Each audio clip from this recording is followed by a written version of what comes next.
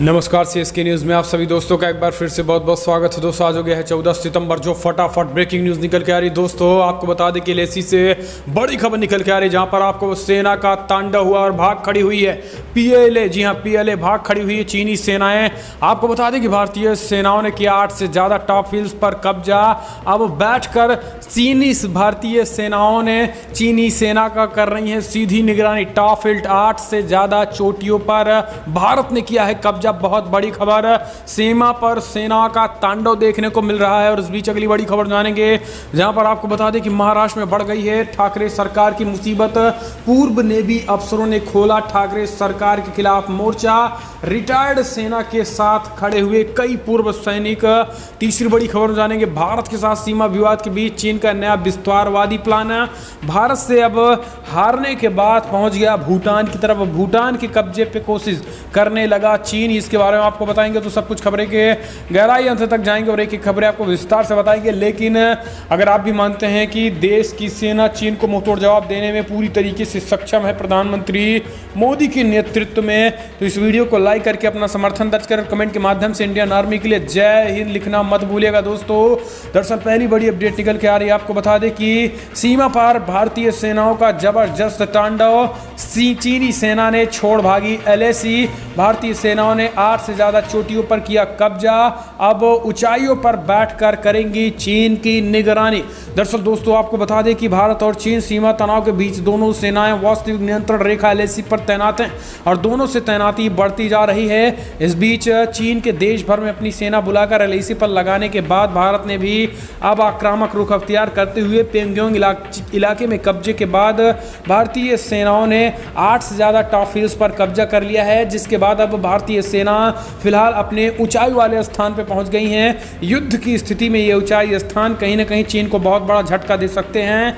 ऐसे में चीन अब बैकफुट पे नजर आ रहा है और भारत के साथ बातचीत की टेबल पर भी बैठने की गुहार लगाने लगा है। इस बीच एलएसी से कई जगहों पर चीनी सेना भाग खड़ी हुई है और यही कारण है कि अब एलएसी पूरी तरीके से एलएसी पर पीएलए यानी चीनी सेना बैकफुट पर नजर आती देख अब चीन की रक्षा मंत्रालय ने और बड़े पैमाने पर एलएसी पर सेनाओं को भेजना शुरू कर दिया है। यानी कम मात्रा में सेना अब लेकर भारत से लड़ने के लिए चीनी पीएलए नहीं आना चाहते हैं। उनको डर लग गया है कि आने वाले समय में वही 14 जून वाली रात 60 से ज़्यादा लोगों की फिर से ना मौत कर दी जाए। और ये बड़ी खबर, बड़ा खुलासा अमेरिका ने भी किया है। ऐसे में आपको बता दें दोस्तों, 8 चोटियों पर भारत का कब्जा होने के बाद चीन पूरी तरीके से बौखलाया हुआ है, क्योंकि रणनीतिक, कूटनीतिक और युद्ध नीति में भी भारत इन चोटियों से ही चीन पर सीधा अटैक कर सकता है। और इन्हीं चोटियों पर बैठकर चीन की हर एक निगरानी की जा रही है, उनकी हर एक कार्यशैली पर भारतीय सेनाओं का ये बहुत बड़ा पराक्रम। दोस्तों कमेंट के माध्यम से जय हिंद लिखना मत भूलिएगा। हम चलते हैं अगली अपडेट लेते हैं। आपको बता दें कि उद्धव सरकार के खिलाफ पूर्व नेवी अफसरों ने खोला मोर्चा।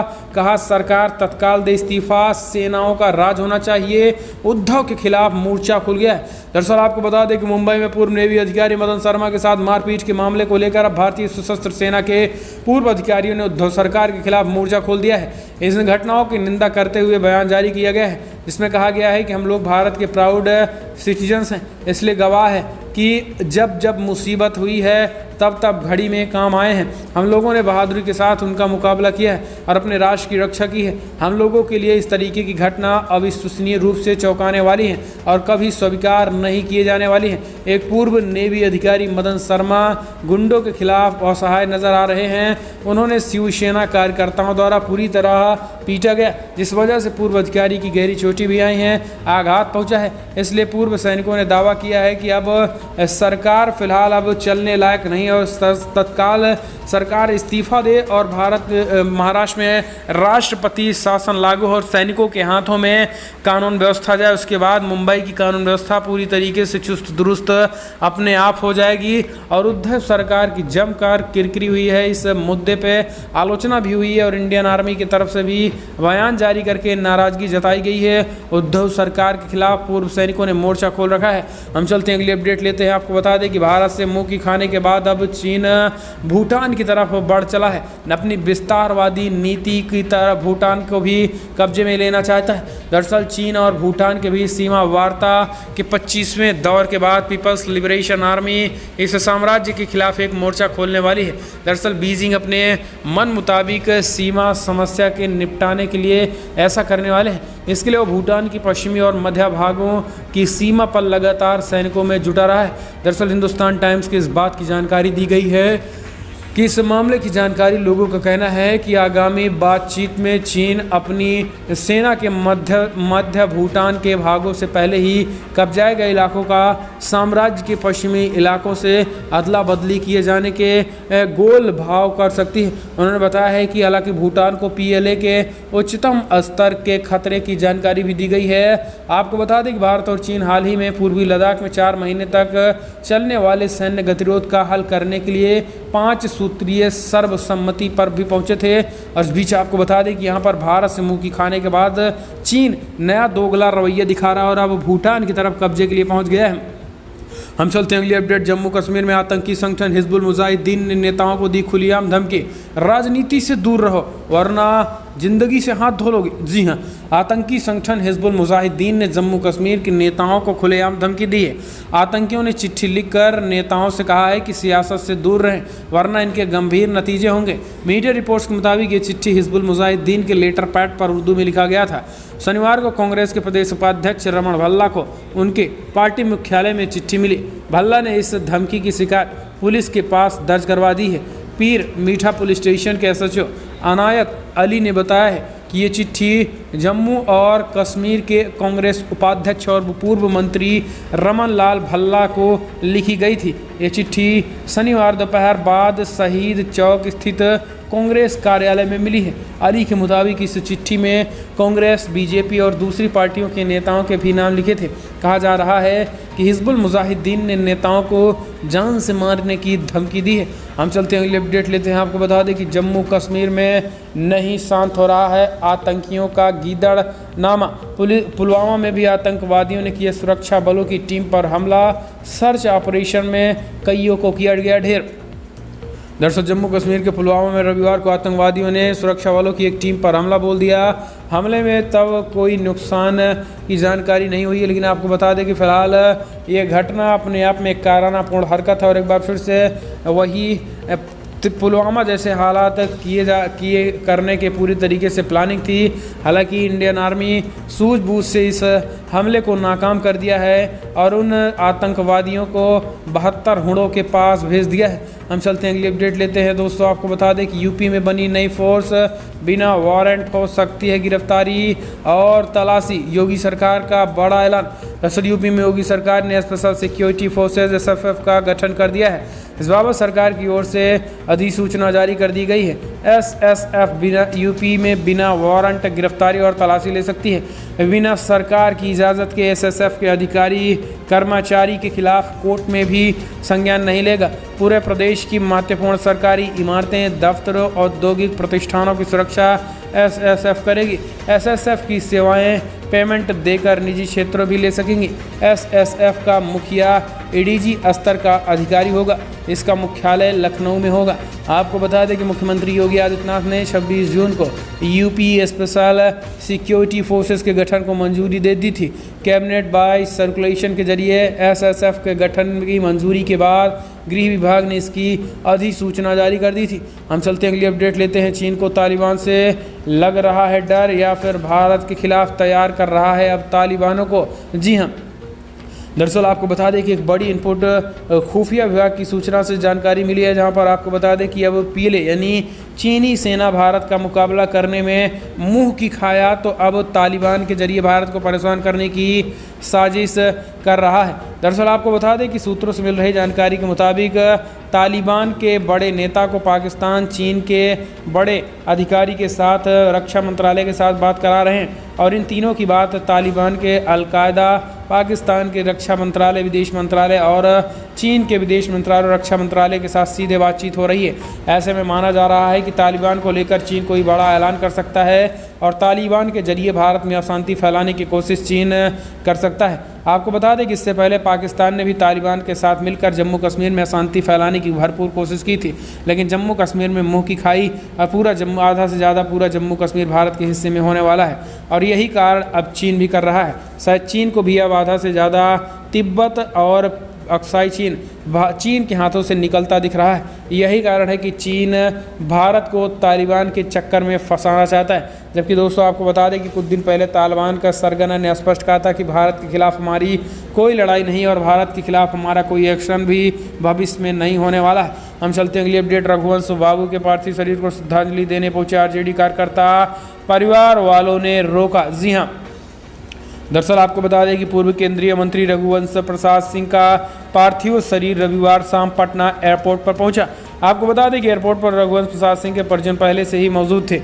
एयरपोर्ट पर राष्ट्रीय जनता दल आरजेडी के नेता भी पहुंचे थे, लेकिन रघुवंश प्रसाद सिंह के परिजनों ने उन्हें श्रद्धांजलि देने से रोक दिया है। रघुवंश प्रसाद सिंह का पार्थिव शरीर रविवार शाम 4 बजे एम्स में नई दिल्ली एयरपोर्ट पर ले जाया गया, जहां से शाम 5:30 बजे इंडिगो की फ्लाइट से पटना ले जाया गया। उनका पार्थिव शरीर पटना एयरपोर्ट से 143 MLA कॉलोनी कौटिल्य नगर ले जाया गया। हालांकि आपको बता दें कि यहाँ पर कई आरजेडी नेताओं ने भी इनके श्रद्धांजलि देने आए थे। इसके बाद उनके परिवार वालों ने फिलहाल उसको रोक दिया। हालांकि आपको बता दें कि आरजेडी के मुखिया लालू यादव की पत्नी राबड़ी देवी और सुशील मोदी समेत दिग्गज नेताओं ने फिलहाल श्रद्धांजलि दी है, लेकिन जिस तरीके से ये बड़ी अपडेट आई है वो कहीं ना कहीं आरजेडी के लिए बड़ा झटका है। हम चलते हैं अगली अपडेट लेते हैं। दोस्तों आपको बता दें कि आज से संसद का मानसून सत्र शुरू।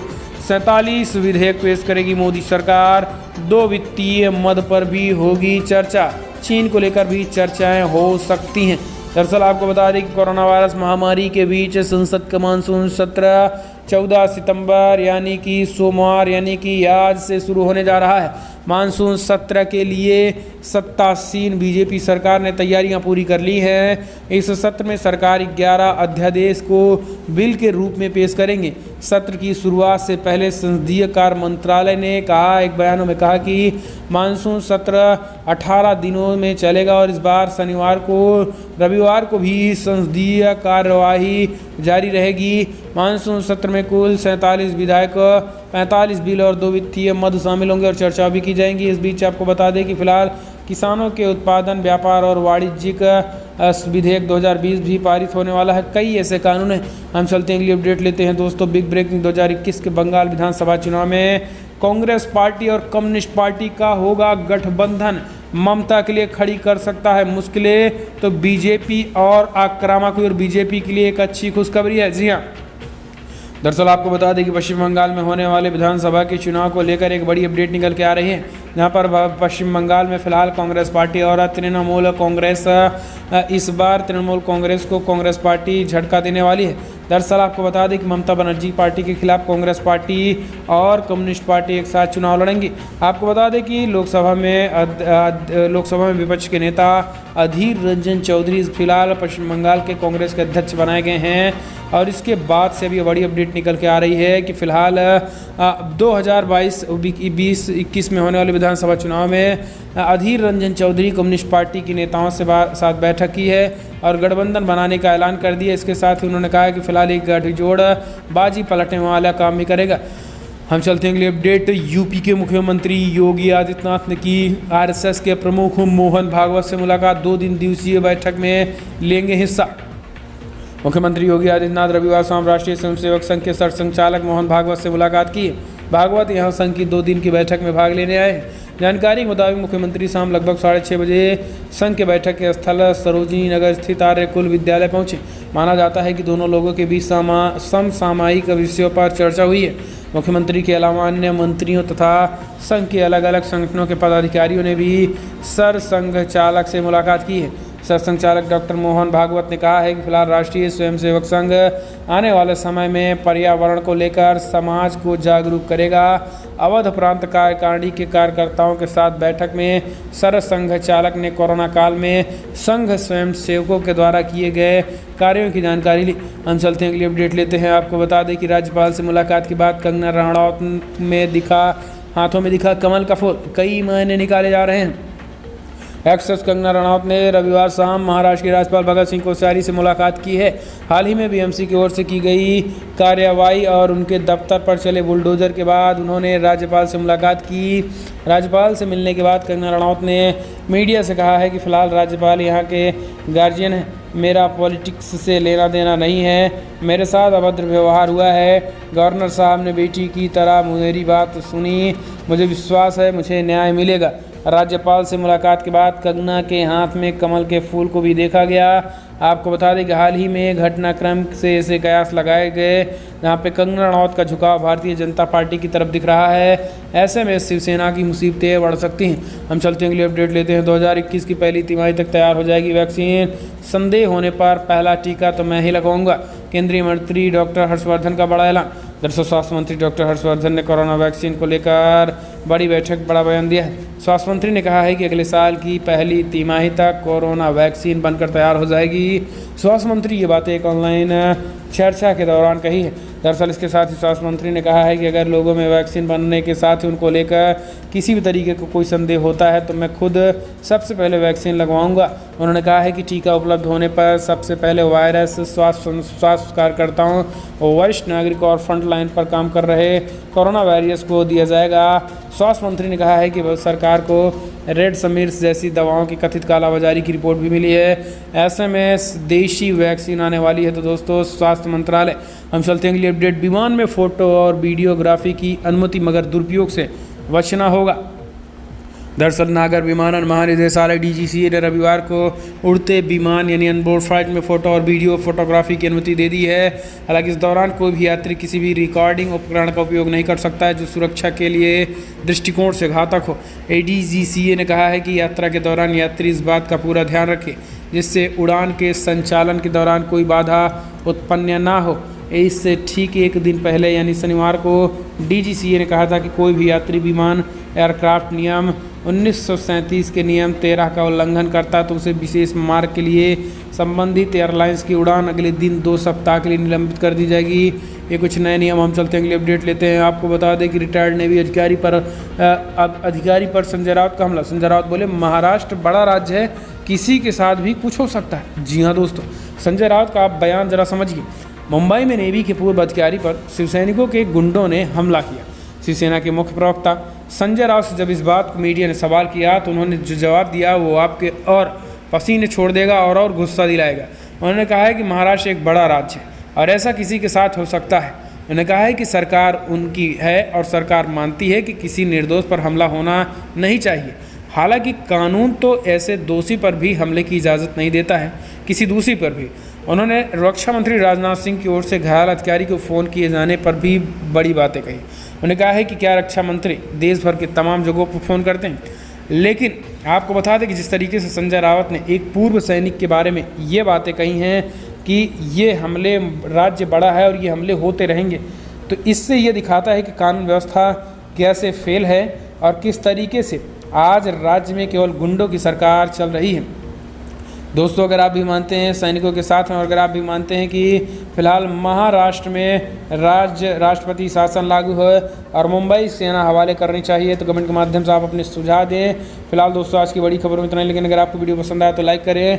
लेकिन हम दुनिया भर के कोविड-19 के आंकड़े देश भर के भी संभाल लेते हैं। दरअसल देश भर में कोविड-19 के आंकड़े दोस्तों 48,40,000 को पार कर गए हैं, जबकि मृतकों की संख्या 80,000 करीब पहुँच चुकी है।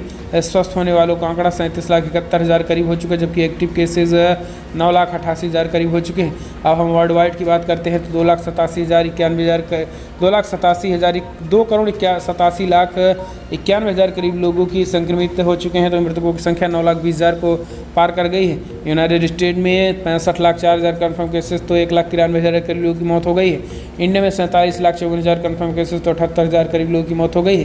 ब्राज़ील में 43,15,000 कन्फर्म केसेस तो 1,31,000 करीब लोगों की मौत हो गई। तो दुनिया भर में ये कोविड-19 के आंकड़े तो दोस्तों फिलहाल बड़ी खबर में इतना ही, लेकिन अगर आपको वीडियो पसंद आया तो लाइक करें, शेयर करें, कमेंट के माध्यम से आप अपनी राय देना ना भूलिए। इस वीडियो इतना ही। जय हिंद, वंदे मातरम।